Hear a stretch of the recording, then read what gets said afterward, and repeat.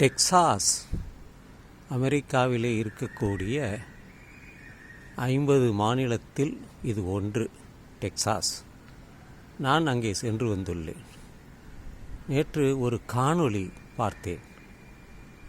தமிழை வளர்ப்பதற்காக ஒரு பெண்மணி அங்கே இருக்கக்கூடிய இளம் சிறார்களுக்கு தமிழை கற்றுக் கொடுப்பதாக அந்த காணொளியை கேட்டேன். அது மத்திய அரசு நடத்தக்கூடிய அது ஒரு பள்ளிக்கூடம். அதற்கு ஒரு பெண்மணி தான் ஆசிரியையாக கற்றுத்தருகிறார்கள்.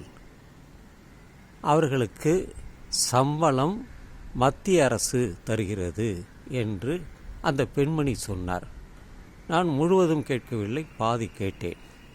என் மனதில் சில கருத்துக்கள் தோன்றியது, ஆனால் நான் சொல்லவில்லை.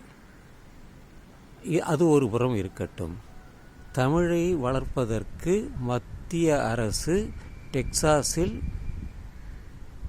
செய்து வருகிறது என்பது ஒரு பாராட்டுதற்குரிய விஷயம்தான். ஆனால் அதே நேரத்தில் இங்கே தமிழ்நாட்டில் இந்தியை கற்றுக்கொள்ள வேண்டும் என்று திணிக்கிறது. இந்தியை கற்றுத்தரவில்லை என்றால், மத்திய அரசு பாடத்திட்டத்தை ஏற்றுக்கொள்ளவில்லை என்றால் தர வேண்டிய நிதியை மறுக்கிறது. எப்படி ஒரு வித்தியாசம் பாருங்கள். அங்கே தமிழை வளர்க்கிறது டெக்சாஸ் மாநிலத்தில், அமெரிக்காவில். இங்கே நீ இந்தியை திணிக்கிறார்கள். அதுதான் வித்தியாசம். அதற்காகத்தான் இந்த பதிவே, காலை பதிவே.